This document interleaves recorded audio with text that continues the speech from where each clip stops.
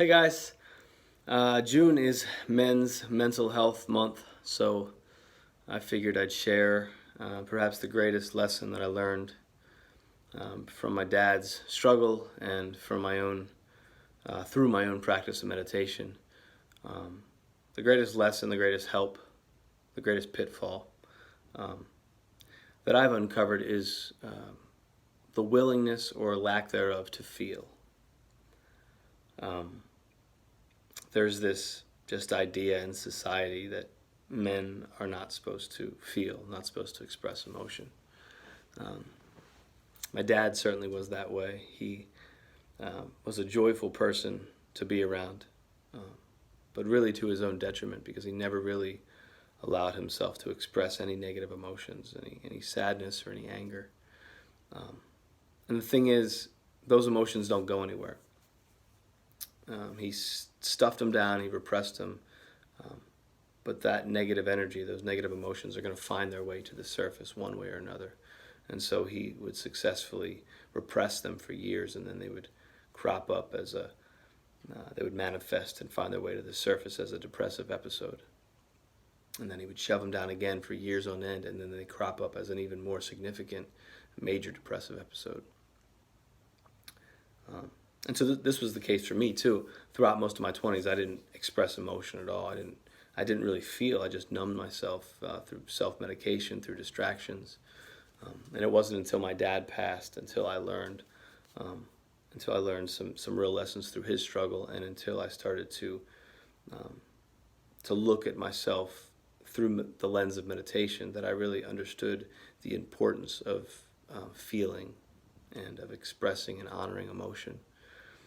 And so through the first few years of my meditation practice, my meditations often took the shape of not some peaceful, transcendent experience, but rather they took the shape of just tears falling down my face. Years of emotion that I had shoved down and repressed was finding its way to the surface, and rather than continuing to repress it or running from it or seeking some distraction, I sat there in meditation and I honored those emotions. The mantra that I offer to my meditation students is feel it all and let go. Feel it all and let go. That is something that men and certainly a lot of women are not allowing themselves to do. There is this idea that there's this convenience in today's society, this convenience of distraction. So there's always a better alternative than feeling, right? But the thing is, and the thing that I think we're finding out more and more as mental illness is finding its way into the mainstream, as suicides are on the rise and public figures are their depression and their mental illness are culminating in suicides. The thing that we're finding out is those negative emotions are not going anywhere. And the way to cope with those negative emotions, the way to begin to heal, is to be present with them and to honor them, to sit with them. And the most profound, the most effective way I've found to do this is through meditation. So you don't get lost in some story in your head. You're not sitting with the story of whatever it is that's fueling your depression. You're not sitting with the poor me story, but rather you're sitting with the emotion. You're honoring it, you're feeling it, you're experiencing it, you're letting it go. Meditation by meditation. And so you start to experience your depression on your terms rather than it cropping up when you're not expecting it. When a certain confluence of events happens and then boom, you're in the midst of a depression.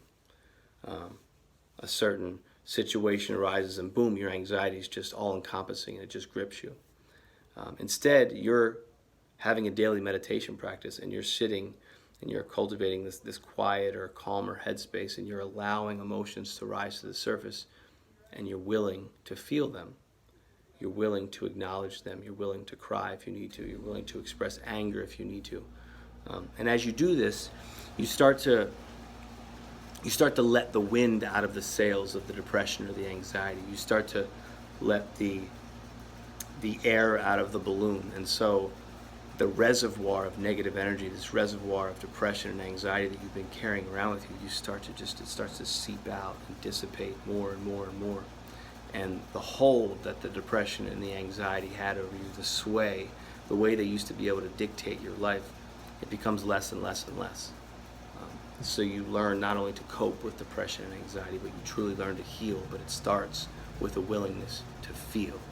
You can't heal if you're not willing to feel, if you're not willing to honor those emotions. And so that's what I would offer to men for Men's Mental Health Month, and to everyone. It's just, nowadays, more so than ever, we have to be willing to feel. We have to be willing to turn towards the darkness within us, because it's there and it's not going anywhere. And the darkness, those negative emotions, are far less daunting once you turn towards them. When you're running from them, when you're suppressing them, when you're repressing them, it's like this big monster, this big weight, this cloud, this dark looming cloud that's just always with you. But once you turn towards it, it's so much less scary. It's so much more. It becomes beautiful in a way. It's the ultimate act of self-love. You know, a lot of us are willing to be present with ourselves when we're in a good mood, but are we willing to sit with ourselves and be present with ourselves when we're sad or when we're angry? And so meditation is this, I think, the ultimate act of self-love. You sit with yourself every day for 15 minutes, for 30 minutes, whatever the case may be. You sit with yourself, you're present with yourself, and you accept yourself, whether it's joyful, peaceful, sorrowful, angry, whatever it is. You sit there in meditation, and you truly begin to heal. The healing begins with a willingness to feel. And so that's what I would offer to you guys. As always, if anybody has any questions about meditation or practice, feel free to reach out or visit our foundation's webpage, edlowleyfoundation.org. There's a meditation page on it that has some information and some resources. So thank you guys, and I hope everyone's well.